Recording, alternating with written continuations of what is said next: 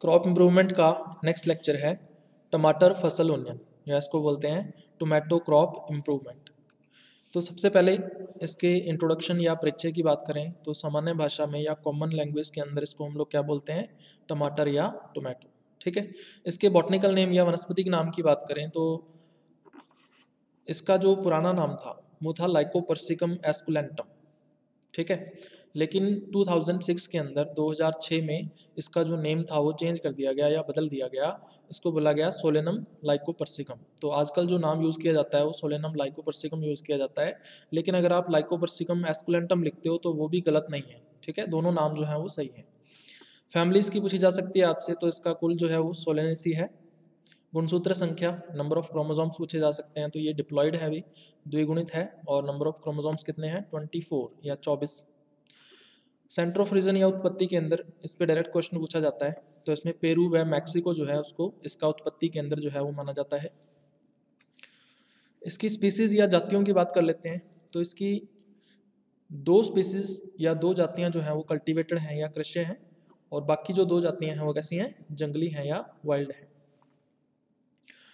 सबसे पहली है लाइकोपर्सिकम एस्कुलेंटम, जो अभी मैंने आपको बताया, इसको कॉमन टोमेटो के नाम से भी जाना जाता है, सामान्य टमाटर जो है। ये क्या है, कल्टीवेटेड स्पीसीज है, कृषि जाति है।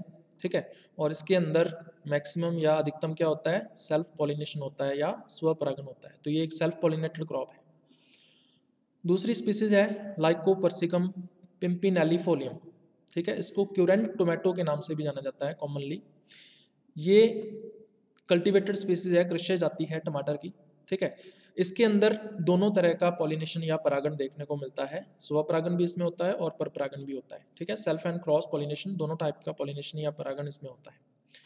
तो ये दोनों जातियां कैसी हैं, भी कल्टीवेटेड हैं या कृषि हैं, यानी इनकी खेती की जाती है। उसके बाद तीसरी है लाइकोपर्सिकम मेलावेस्की, है ना, चमेलावेस्की भी बोल देते हैं इसको। ये इसकी वाइल्ड स्पीसीज है, जंगली जाति है, और इसमें ज़्यादातर क्या होता है, अभी क्रॉस पॉलिनेशन या परपरागण ही होता है। लास्ट स्पीसीज है इसकी लाइकोपर्सिकम पेरुवियनम। इसकी खास बात क्या है कि ये सेल्फ इनकम्पैटिबल होती है, इसमें स्व अनिश्चितता पाई जाती है, ये इसका गुण होता है, ये चीज़ ध्यान में रखना, आप इसके ऊपर क्वेश्चन पूछ सकते हैं। ये भी जंगली जाति है, इसकी वाइल्ड स्पीसीज है, और इसमें भी 99% क्या होता है, अभी क्रॉस पॉलिनेशन या परपरागण होता है। तो पॉलिनेशन का टाइप भी आपको ध्यान में रखना है। ठीक है।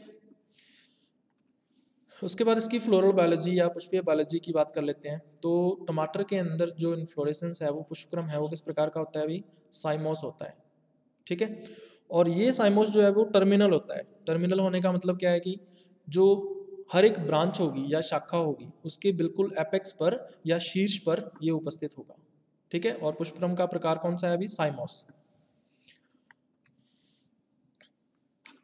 उसके बाद इसको हम लोग डायग्राम से देख सकते हैं। ये मान लीजिए इसकी ब्रांच है या शाखा है, और इस शाखा के ऊपर बहुत सारी जो लीव्स हैं या पत्तियां हैं वो लगी हुई हैं, है ना, सिंपल लीव्स होती हैं इसके अंदर, सरल पत्तियां होती हैं, और ये है इसका इन्फ्लोरेसेंस या पुष्पक्रम। ठीक है, इसको क्या बोल देते हैं, साइमोस बोल देते हैं। और ये है इसका मेन स्टेम या मुख्य तना। तो ये है अभी टोमेटो इन्फ्लोरेसेंस या टमाटर का पुष्पक्रम। अब अपने इसके फ्लावर की कुछ कैरेक्टर्स की बात कर लेते हैं। तो इसका जो पुष्प होता है वो द्विलिंगी होता है या बाइसेक्सुअल होता है। इसका मतलब मेल एंड फीमेल पार्ट, यानी पुंकेसर और स्त्री केसर जो हैं वो दोनों के दोनों एक ही फ्लावर के अंदर या एक ही पुष्प में पाए जाते हैं। इसके अलावा इसका फ्लावर कैसा होता है, अभी पेडिसिलेट या व्रंतीय होता है ना, एक व्रंत के द्वारा या पेडिसेल के द्वारा वो जुड़ा हुआ रहता है मुख्य अक्ष के साथ या मेन एक्सिस से। इसके अलावा त्रिज्यात सममित यानी एक्टिनोमॉर्फिक होता है ना। इसका क्या मतलब है, इसका मतलब ये है कि जो फ्लावर या पुष्प है उसके अंदर एक से अधिक तल या प्लेन ऐसे हैं जहां से अगर हम फ्लावर को काट दें, है ना, तो उसके दो इक्वल पार्ट्स या दो बराबर भाग हो जाते हैं। तो इस प्रकार की जो सममिति है वो क्या कहलाती है, त्रिज्यात सममिति या एक्टिनोमॉर्फिक सिमेट्री। तो ये तीन मेन कैरेक्टर हैं जो आपको इसके फ्लावर के बारे में ध्यान में रखने हैं। अब इसके फ्लोरल पार्ट्स की बात कर लेते हैं। तो सबसे बाहर की तरफ क्या होता है, अभी बाह्यदल या सेपल्स होते हैं। तो इसके अंदर 5 ग्रीन कलर के या हरे रंग के सेपल्स होते हैं जो आपस में जुड़े हुए रहते हैं यानी फ्यूज्ड होते हैं, और इस तरह की कंडीशन क्या कहलाती है, गैमोसेपलस। ठीक है। अब टमाटर जो है वो भी सोलेनेसी फैमिली का मेंबर है। तो मैंने आपको बताया था कि इनके अंदर जो बाह्य दल या सेपल्स होते हैं वो कैसे होते हैं, परसिस्टेंट या स्थायी होते हैं। इसका मतलब निषेचन के बाद या फर्टिलाइजेशन के बाद भी जब फ्रूट बनता है तो उस फ्रूट के ऊपर या फल के ऊपर भी जो बाह्य दल या सेपल्स हैं वो लगे हुए दिखाई देते हैं, है ना। मैंने आपको लास्ट लेक्चर में भी बताया था। तो टमाटर में, बैंगन के अंदर, है ना, मिर्च के अंदर, ये सारे के सारे जो पौधे मैंने आपको बताए ये सोलेनेसी के हैं। तो इनमें परसिस्टेंट कैलिक्स या स्थायी बाह्य दलपुंज पाए जाते हैं, ठीक है। और ये जो गुण है वो सोलेनेसी फैमिली का लाक्षणिक गुण है, ठीक है, कैरेक्टरिस्टिक फीचर है सोलेनेसी फैमिली का। चलिए उसके बाद फिर बात कर लेते हैं दलों की या पेटल्स की। तो इसके अंदर येलो कलर के, पीले रंग के 5 दल होते हैं या पेटल्स होते हैं और वो आपस में जुड़े हुए रहते हैं या फ्यूज्ड होते हैं, ठीक है। इसका मतलब इसको क्या बोलेंगे, गैमोपेटलस, ठीक है, संयुक्त दली। उसके बाद फिर पुंकेसर या स्टामेंस की बात कर लेते हैं जो कि अंदर की तरफ पाए जाते हैं। नंबर ऑफ स्टामेंस आपसे पूछा जा सकता है। तो मिर्च की तरह इसमें भी 5 पुंकेसर या 5 स्टामेंस होते हैं और मिर्च के समान ही इसमें जो पुंकेसर का पुतंतु है यानी स्टामेंस के जो फिलामेंट पार्ट होता है वो पेटल के साथ अटैच्ड रहता है या जुड़ा हुआ रहता है, ठीक है। दल के जो पुतंतु का आधार है या हम कह सकते हैं फिलामेंट जो है वो बेस पर या आधार पर पेटल के साथ जुड़ा हुआ रहता है और इस प्रकार के पुंकेसर या स्टामेंस क्या कहलाते हैं अभी, दल लगन, या इसको बोल देते हैं एपीपेटलस, ठीक है। तो इसके ऊपर क्वेश्चन जरूर पूछा जा सकता है कि एपीपेटलस या दल लगन जो पुंकेसर हैं या स्टामेंस हैं वो किसके अंदर होते हैं। तो उसमें 2 ही क्रॉप्स आती हैं, एक तो है मिर्च जो मैंने आपको लास्ट लेक्चर में करवाई थी और दूसरा ये है टोमेटो या टमाटर। उसके बाद फिर सबसे अंदर की तरफ क्या होता है अभी, अंडप या कार्पेल होते हैं, ठीक है। तो मिर्च के समान इसमें भी 2 कार्पेल्स होते हैं या अंडप होते हैं और वो आपस में फ्यूज्ड होते हैं, ठीक है। और इसको क्या बोलते हैं फिर, सिन कार्पस या संयुक्त अंडपी, ठीक है। अब जो बीजांड या ओव्यूल्स होते हैं वो किस प्रकार के प्लासेंटेशन में पाए जाते हैं, तो उसको बोलते हैं एक्साइल प्लासेंटेशन या स्तंभीय बीजांड न्यास। इसका मतलब बीजांड या ओव्यूल्स कहाँ पर लगे रहते हैं, बिल्कुल सेंट्रल एक्सिस पर या केंद्रीय अक्ष पर लगे रहते हैं। इस प्रकार का बीजांड न्यास क्या कहलाता है, स्तंभीय या एक्साइल कहलाता है, ठीक है। अब मिर्च के समान इसमें भी जो प्लासेंटा है वो फूला हुआ होता है ना। जो प्लासेंटा है वो कैसा होता है, स्वोलन होता है। तो प्लासेंटा क्या है अभी, ऐसा भाग जिसके ऊपर बीजांड लगे रहते हैं या ओव्यूल्स जिसके साथ अटैच्ड होते हैं वो प्लासेंटा कहलाता है। तो प्लासेंटा इसमें फूला हुआ है, स्वोलन है, मिर्च में भी ऐसा ही था। इसके अलावा मिर्च के समान ही इसमें जो अंडप होते हैं या कार्पल्स होते हैं वो रोटेट हो जाते हैं 45 डिग्री के कोण पर या 45 डिग्री के एंगल पर वो घूम जाते हैं और घूमने की वजह से ही जो प्लासेंटा है वो कैसा हो जाता है, तिरछा हो जाता है या ऑब्लीक हो जाता है, ठीक है। तो swollen placenta and oblique placenta, या हम हिंदी में कहें तो फूला हुआ प्लासेंटा व तिरछा प्लासेंटा, ये दोनों के दोनों जो लक्षण हैं ये सोलेनेसी कुल का लाक्षणिक गुण है, ठीक है। इससे पहले मैंने मिर्च करवाया था उसमें भी सेम कंडीशन थी, टमाटर के अंदर भी सेम कंडीशन है, ठीक है। तो इनके ऊपर डायरेक्ट क्वेश्चन आपसे पूछा जा सकता है, इंपॉर्टेंट चीज है। चलिए उसके बाद इसका फ्लोरल डायग्राम हम लोग देख लेते हैं। अभी सबसे ऊपर की तरफ आपको इसका मातर अक्ष या मदर एक्सिस दिख रहा होगा। तो ऐसा अक्ष या एक्सिस जिसके ऊपर फ्लावर लगा रहता है क्या कहलाता है, मातर अक्ष कहलाता है, ठीक है। उसके बाद इसमें कोई भी ब्रैक्ट या सहपत्र वगैरह नहीं होता है। ये जो फ्लोरल डायग्राम देख रहे हो आप लोग, मिर्च में भी बिल्कुल सेम टाइप का फ्लोरल डायग्राम आपको बनाना है ना। तो ये फैमिली का कैरेक्टरिस्टिक होता है या लाक्षणिक गुण होता है। तो इसमें भी बाहर की तरफ 5 सेपल्स या बाह्यदल हैं जो आपस में जुड़े हुए हैं, फ्यूज्ड हैं।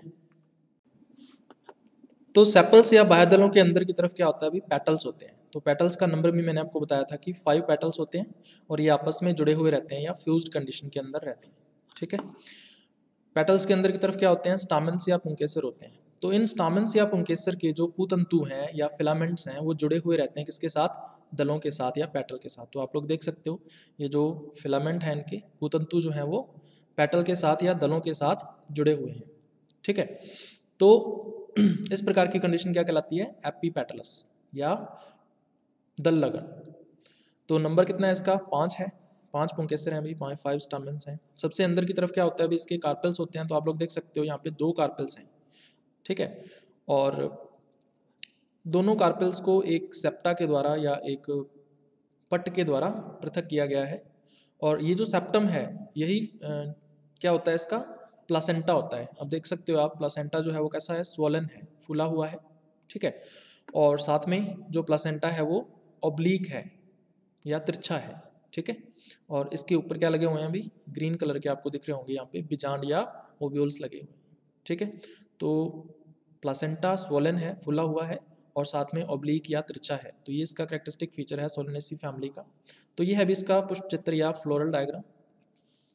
उसके बाद इसके पॉलिनेशन या परागण की बात करें तो हम लोग जो ज़्यादातर इसकी स्पीसीज उगाते हैं वो नेचुरली क्या होती है, प्राकृतिक रूप से क्या होती है, अभी स्वपरागित फसल है या सेल्फ पॉलिनेटेड क्रॉप है। तो इसमें ज़्यादातर सेल्फ पॉलिनेशन ही होता है। फ्रूट की बात कर लें तो किस टाइप का फ्रूट होता है, इसमें बेरी टाइप का फ्रूट होता है।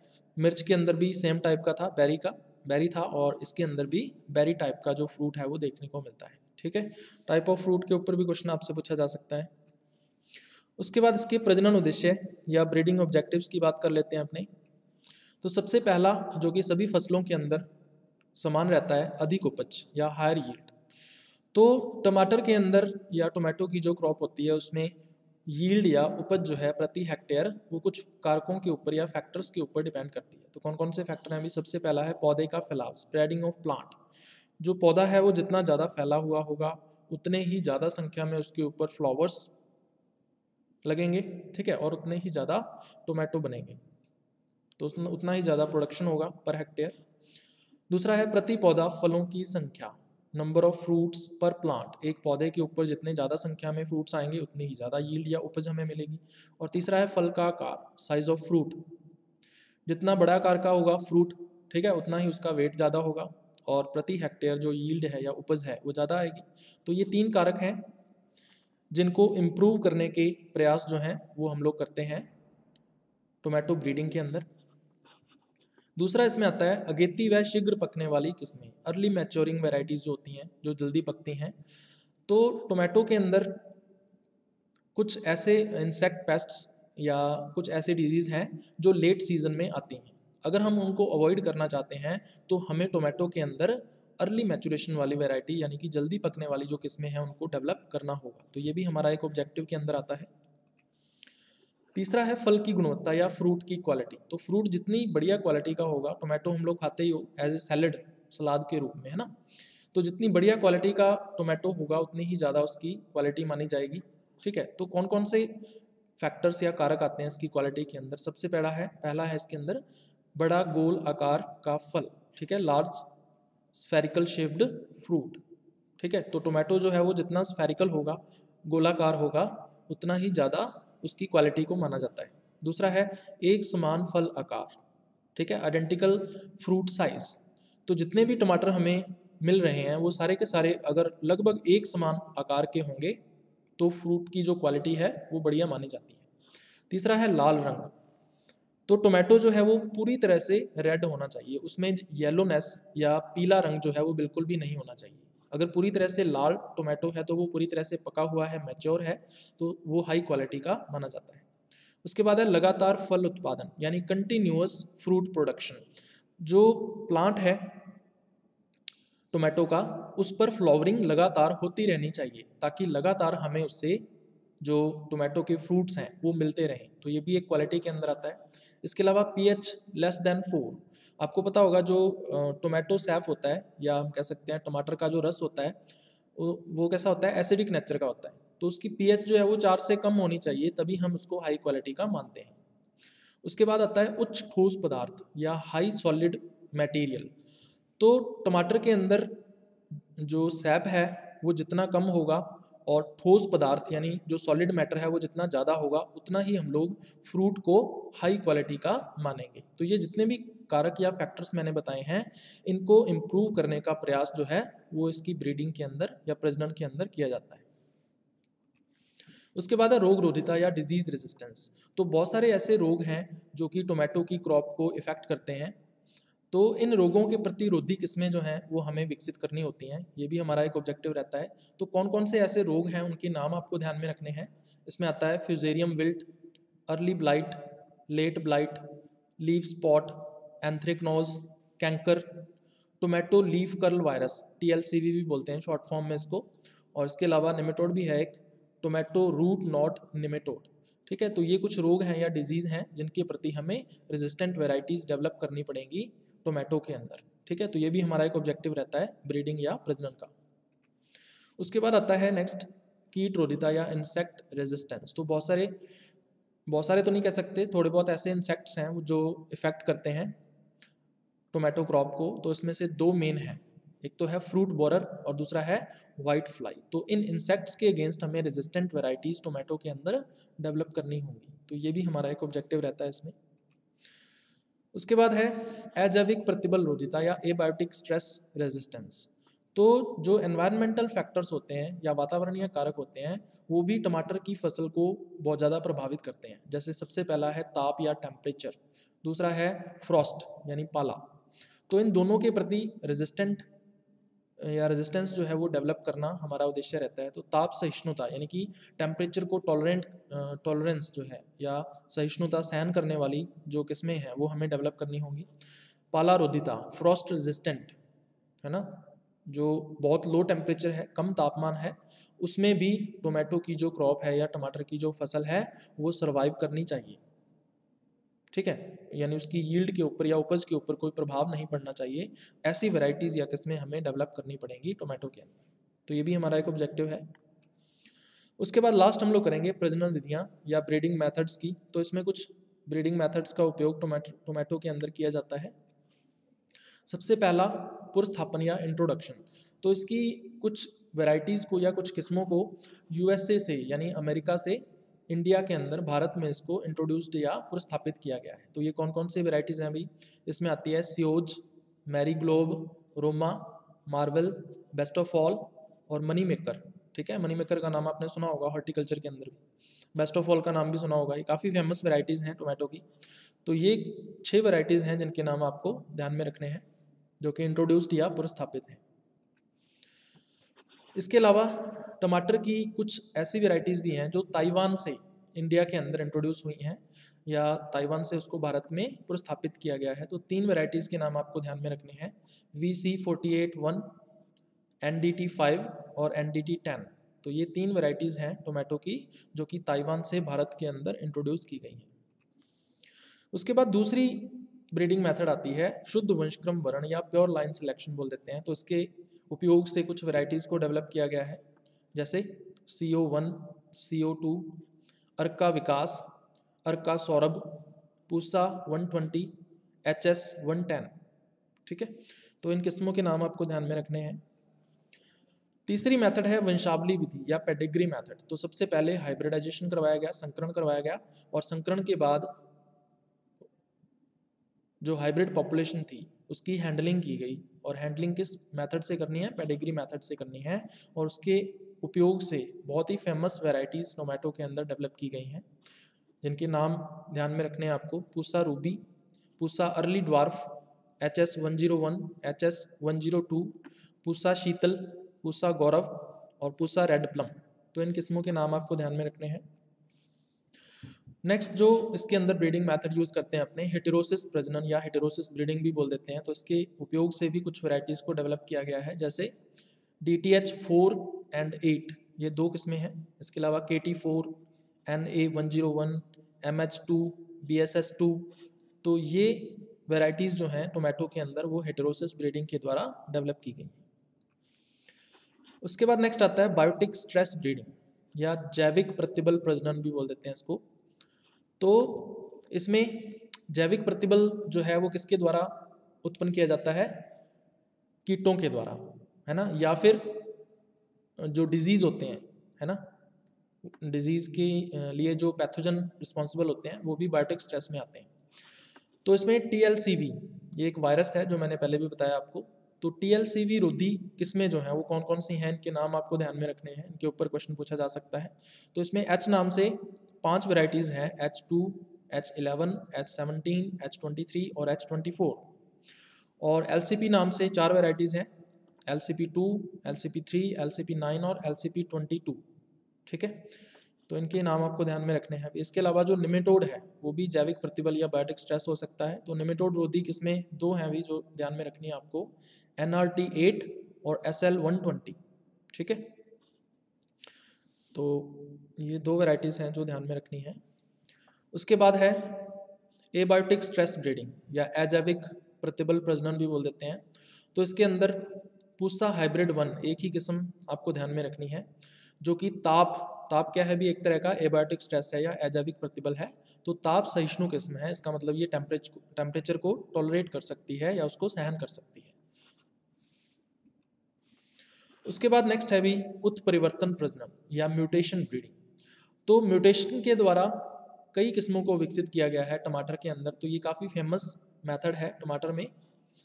CO1 किस्म जो है, ठीक है, इसके अंदर म्यूटेशन करवाया गया और म्यूटेशन करवाने के लिए एक म्यूटाजन का उपयोग किया गया जिसका नाम था EMS, एथिल मेथेन सल्फोनेट बोलते हैं इसको।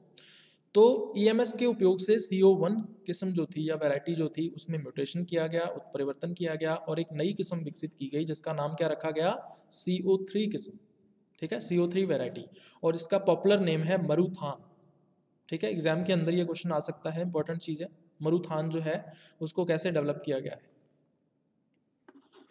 उसके बाद नेक्स्ट है एक किस्म है भी वैरायटी है अन्नाजी, ठीक है। अन्नाजी जो वैरायटी है इसके अंदर गामा किरणों के उपयोग से, तो यहाँ पे म्यूटाजन कौन सा है भी, गामा रेस।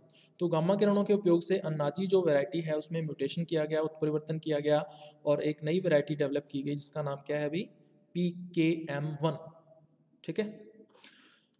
इसके अलावा स्लॉक्स एक वैरायटी है जिसमें गामा किरणों के उपयोग से उत्परिवर्तन या म्यूटेशन किया गया और इससे एक नई वैरायटी डेवलप की गई जिसका नाम है S12। एक और वैरायटी है जिसका नाम है मिरुटी। इसमें गामा किरणों के उपयोग से म्यूटेशन या उत्परिवर्तन करवाया गया और पूसा रेड मिरुट वैरायटी जो है इसको डेवलप किया गया था, ठीक है। तो ये है अभी अपना आज का लेक्चर।